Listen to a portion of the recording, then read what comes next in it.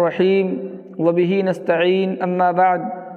سامعین و ناظرین، یہ وہی خطبہ ہے جو تبلیغی جماعت کے خلاف سعودی عرب کی مساجد میں 10 دسمبر 2021 جمعہ کے دن پڑھا گیا تھا۔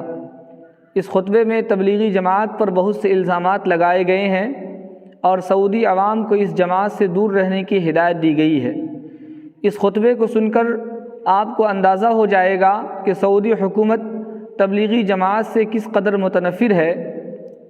عوام کے استفادے کی غرض سے اس خطبے کو اردو ترجمے کے ساتھ پیش کیا جا رہا ہے۔ اما بعد فإن أصدق الحديث كتاب الله وخير الهدي هدي محمد صلى الله عليه وسلم وشر الأمور محدثاتها وكل محدثة بدعة وكل بدعة ضلالة وكل ضلالة في النار۔ حمد و صلات کے بعد فرماتے ہیں: عباد اللہ، الدعوة إلى الله شرف هذه الأمة وزينتها بين الأمم، وهي الدعوة إلى توحيد الله بإفراده بالعباد ونبذ الشرك، وهي الدعوة إلى اتباع نبيه محمد صلى الله عليه وسلم والتحذير من الابتداع في دينه۔ قال الله تعالى: ومن أحسن قولا ممن دعا إلى الله وعمل صالحا وقال إنني من المسلمين۔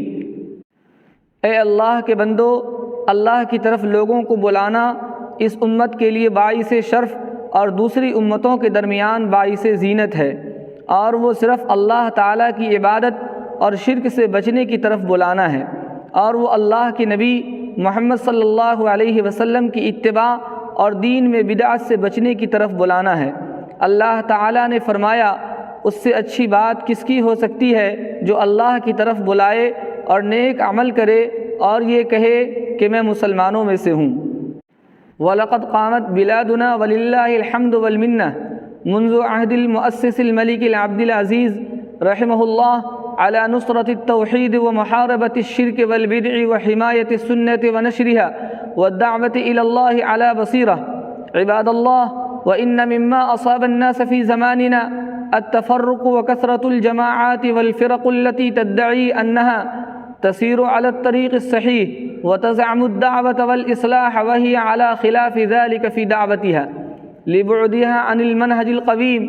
ومن تلك الجماعات جماعة التبليغ التي يغلب على أفرادها الجهل بالعقيدة والسنة الصحيحة، ويكثر عندهم ذكر الخرافات والقصص الكاذبة، ويتباهون دائما أنهم أكثر الناس أثرا على الدعوة من غيرهم۔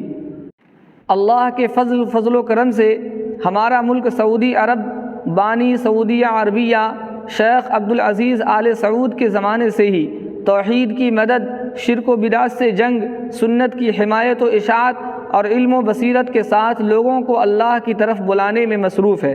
اے اللہ کے بندو، ہمارے زمانے میں جن پریشانیوں سے لوگ دوچار ہیں ان میں ایک آپسی انتشار اور ان جماعتوں اور فرقوں کی کثرت ہے جن کا دعویٰ ہے کہ وہ صحیح راستے پر چل رہے ہیں اور اسے ہی دعوت و اصلاح سمجھتے ہیں، حالانکہ وہ اپنی دعوت میں اس کے خلاف ہیں، کیونکہ ان کی دعوت صراط مستقیم اور سیدھے راستے سے دور ہے۔ ان جماعتوں میں سے ایک تبلیغی جماعت بھی ہے جس کے افراد پر عقیدہ اور سنت صحیحہ کی جہالت غالب ہے۔ ان کے یہاں خرافات اور جھوٹے قصوں کی بہتات ہے۔ وہ ہمیشہ اس بات پر فخر کرتے ہیں کہ دنیا بھر کے تمام لوگوں کے مقابلے میں ان کی دعوت کا اثر زیادہ ہے۔ وهذه الجماعة كانت بدايتها في الهند، ثم جاء بعض أفرادها لبلادنا طالبين الإذن لهم بممارسة دعوتهم، فأصدر سماحة مفتي المملكة في زمانه الشيخ محمد بن إبراهيم آل الشيخ رحمه الله فتوى في شأنهم، ذكر فيها أن هذه الجمعية لا خير فيها فإنها جمعية بدعة وضلالة، وبقراءة الكتيبات المرفقة بخطابهم وجدناها تشتمل على الضلال والبدعة والدعوة إلى عبادة القبور والشرك، الأمر الذي لا يسع السكوت عنه۔ ثم بعد فترة من الزمن رجعوا بعد مرة أخرى إلى بلادنا، فوقف لهم علماء بلادنا الربانيين ليحذروا الناس منهم۔ یہ تبلیغی جماعت ہندوستان میں شروع ہوئی، پھر اس کے بعض افراد ہمارے ملک آئے تاکہ وہ اجازت لے کر اپنے طریقے سے دین کی دعوت پیش کرے، تو سعودیہ عربیہ کے اپنے زمانے کے مفتی شیخ محمد ابراہیم آل الشیخ نے ان کی حالت پر ایک فتویٰ دیا جس میں لکھا کہ تبلیغی جماعت میں کوئی خیر نہیں ہے، کیونکہ یہ جماعت بدعت و گمراہی والی ہے۔ ہم نے تبلیغی نصاب پڑھی اور اس کتاب میں گمراہی، قبر کی پوجا اور شرک کی دعوت پائی۔ یہ وہ بات ہے جس پر خاموش نہیں رہا جا سکتا ہے۔ پھر کچھ عرصہ بعد جماعتی لوگ دوبارہ ہمارے ملک میں آئے تو ہمارے ملک کے علماء ربانیین ان کے خلاف کھڑے ہو گئے تاکہ لوگوں کو ان سے دور کر سکیں۔ وممن تکلم فیہم سماحۃ الشیخ بن باز رحمہ اللہ حیث قال جماعت التبلیغ المعروفۃ الہندیہ عندهم خرافات وعندهم بعض البدع والشرکیات فلا يجوز الخروج معهم إلا إنسان عنده علم يخرج لينكره عليهم ويعلمهم، أو إنسان عنده علم وبصيرة ويخرج معهم للتبصير والإنكار والتوجيه إلى الخير وتعليمهم حتى يتركوا المذهب الباطل ويعتنقوا مذهب أهل السنة والجماعة۔ وفي فتوى أخرى لسماحته حول حكم الخروج مع هذه الجماعة قال فيها رحمه الله جماعة التبليغ ليس عندهم بصيرة في مسائل العقيدة فلا يجوز الخروج معهم، وقال رحمه الله أما الانتماء إلى الأحزاب فالواجب تركها وأن ينتمي الجميع إلى كتاب الله وسنة رسوله صلى الله عليه وسلم، فما وافقهما فهو المقبول وما خالفهما وجب تركه، ولا فرق في ذلك بين جماعة الإخوان أو أنصار السنة أو جماعة التبليغ أو غيرهم من الأحزاب المنتسبة للإسلام، وبذلك تجتمع الكلمة ويكون الجميع حزبا واحدا يرسم خطا أهل السنة والجماعة۔ تبلیغی جماعت سے دور رہنے کی جن مشائخ نے تلقین کی ہے ان میں شیخ بن باز بھی تھے۔ انہوں نے کہا کہ ہندوستان سے تعلق رکھنے والی تبلیغی جماعت خرافات، بدعات اور شرک میں مبتلا ہے، لہذا ان کے ساتھ عام مسلمانوں کا نکلنا جائز نہیں ہے۔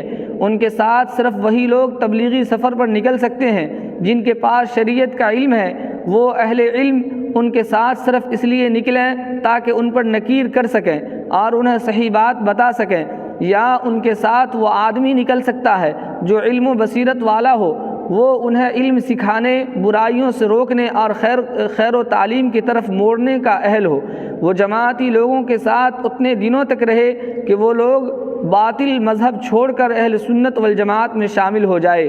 اور شیخ بن باز نے اپنے ایک دوسرے فتوے میں جس میں تبلیغی جماعت میں نکلنے کے سلسلے میں شرعی حکم بیان کیا ہے، کہا ہے کہ تبلیغی جماعت کو عقیدے کے مسائل کا کچھ بھی علم نہیں، لہذا ان کے ساتھ نکلنا جائز نہیں ہے۔ انہوں نے یہ بھی کہا ہے کہ کسی جماعت کی طرف مسلمانوں کو اپنی نسبت نہیں کرنی چاہیے۔ جو لوگ ایسا کرتے ہیں ان پر واجب ہے کہ یہ کام چھوڑ دیں۔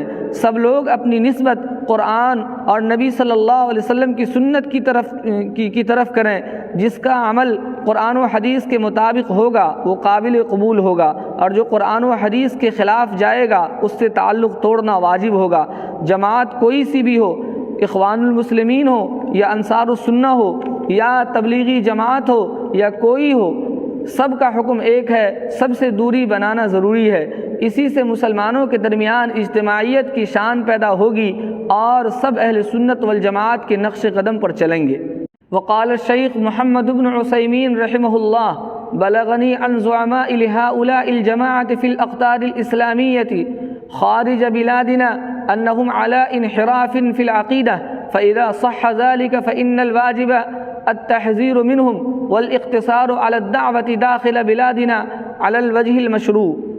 شیخ محمد بن عثیمین کہتے ہیں کہ دنیا بھر میں پھیلی ہوئی اس تبلیغی جماعت کے بڑوں کے سلسلے میں مجھ تک یہ بات پہنچی ہے کہ وہ اسلامی عقائد سے ہٹے ہوئے ہیں۔ اگر یہ بات صحیح ہے تو جماعت والوں سے بچنا واجب ہے۔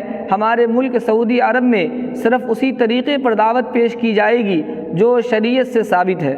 وقال الشیخ حمود الطویجری رحمہ اللہ انی انصح السائل وانصح غیرہ من الذین یحرصون علی سلامت دینہم من ادناس الشرک والغلو والبدع والخرافات ألا ينضموا إلى التبليغيين ولا يخرجوا معهم أبدا سواء كان ذلك في البلاد السعودية أو في خارجها، لأن أهون ما يقال في التبليغيين أنهم أهل بدعة وضلالة وجهالة في عقائدهم وفي سلوكهم، ومن كانوا بهذه الصفة الذميمة فلا شك أن السلامة في مجانبتهم والبعد عنهم۔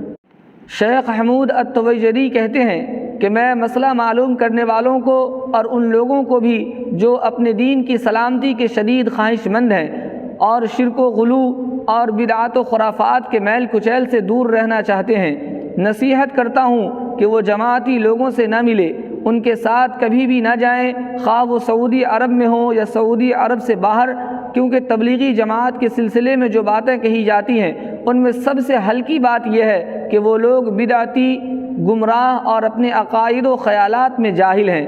جس شخص میں بھی یہ بری صفت پائی جائے تو اس میں کوئی شک نہیں کہ ان سے دور بھاگنے اور فاصلہ رکھنے میں ہی سلامتی ہے۔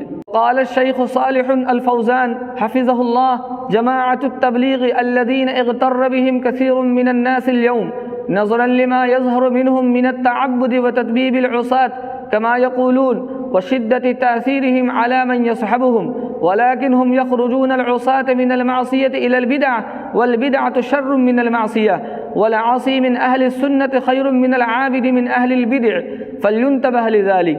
وقال والبدع التي عند جماعة التبلیغ قد ذكرها من صحبهم ثم تاب من مصاحبتهم، وألفت كتب كثيرة في التحذير منهم وبيان بدعهم، وممن ذكرهم من علماء الأمة من خارج بلادنا الشيخ الألباني رحمه الله الذي قال فيهم جماعة التبلیغ لا تقوم على منهج كتاب الله وسنة رسوله عليه السلام وما كان عليه سلفنا الصالح، وإذا كان الأمر كذلك فلا يجوز الخروج معهم۔ اور شیخ صالح الفوزان حفظہ اللہ کہتے ہیں کہ تبلیغی جماعت سے آج کل بہت سے لوگ دھوکے میں ہیں، کیونکہ وہ بظاہر بہت عبادت گزار ہوتے ہیں اور گناہگاروں کو توبہ کراتے ہیں، جیسا کہ لوگ کہتے ہیں۔ جو لوگ ان کے ساتھ رہتے ہیں وہ ان سے بہت متاثر ہوتے ہیں، لیکن جماعت والوں کی خرابی یہ ہے کہ وہ گناہگاروں کو گناہ سے نکال کر بدعت میں دھکیل دیتے ہیں، حالانکہ بدعت گناہ سے بھی بری چیز ہے۔ وہ گناہگار جو اہل سنت والجماعت سے تعلق رکھتا ہو اہل بدعت کے عبادت گزار سے بہتر ہے، لہٰذا اس سے بچیں۔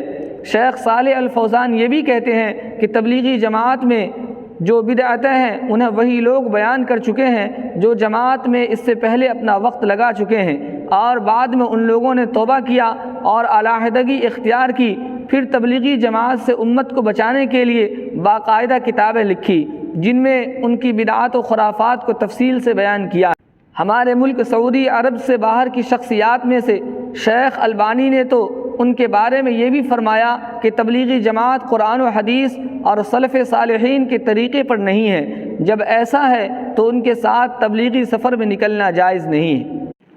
اعوذ باللہ من الشیطان الرجیم وان ھذا صراطی مستقیما فاتبعوه ولا تتبعوا السبل فتفرق بکم عن سبیلہ ذلکم وصاکم بہ لعلکم تتقون۔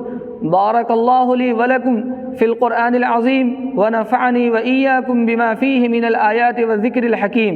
اقول ما تسمعون واستغفر اللہ لی ولکم ولسائر المسلمین من کل ذنب انہ هو الغفور الرحیم۔ یہاں پہلا خطبہ مکمل ہوا، اب دوسرا خطبہ سماعت فرمائیں۔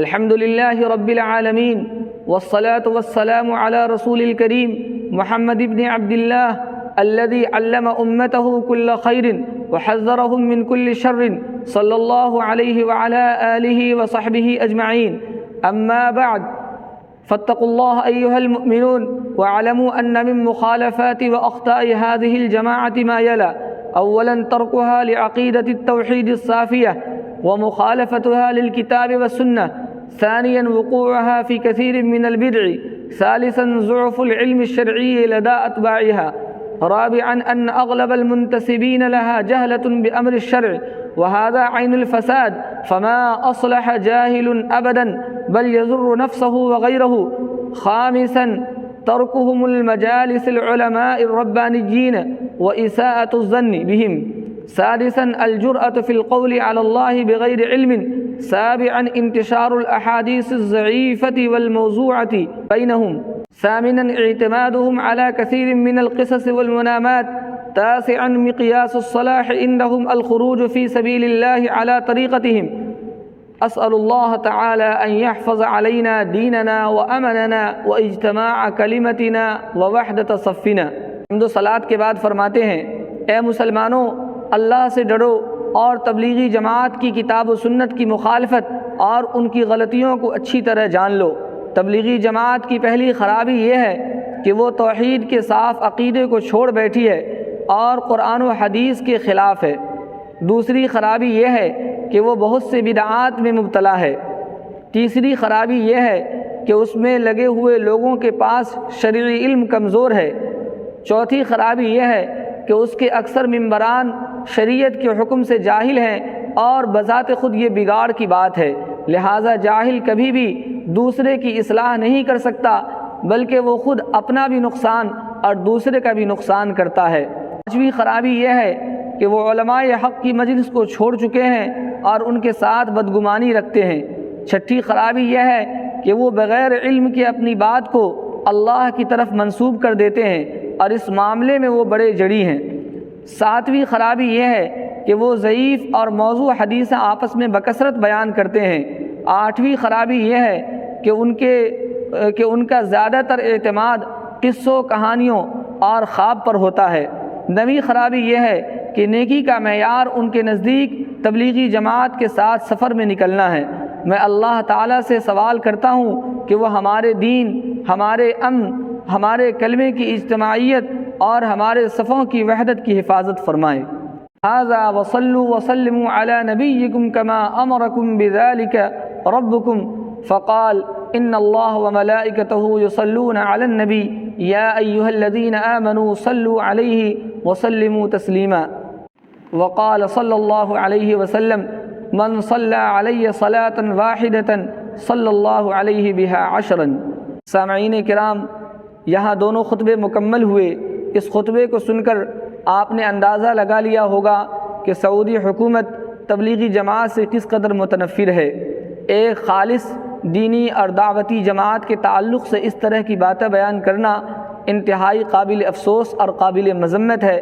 اللہ تعالی ہم سب کو صحیح سمجھ عطا فرمائے۔ وآخر دعوانا ان الحمد للہ رب العالمین۔